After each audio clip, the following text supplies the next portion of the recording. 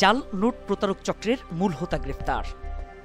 রাজশাহীতে জাল নোট সহ শহীদুল ইসলাম নামক এক ব্যক্তিকে গ্রেপ্তার করেছে র্যাব।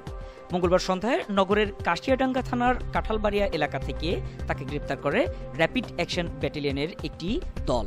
বুধবার সকালে র্যাব ৫ এর সংবাদ বিজ্ঞপ্তিতে এ তথ্য জানানো হয়েছে।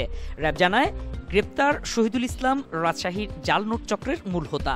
তার বাড়ি চাঁপাইনবাবগঞ্জের নাচল উপজেলার হাট বাকুইল গ্রামে।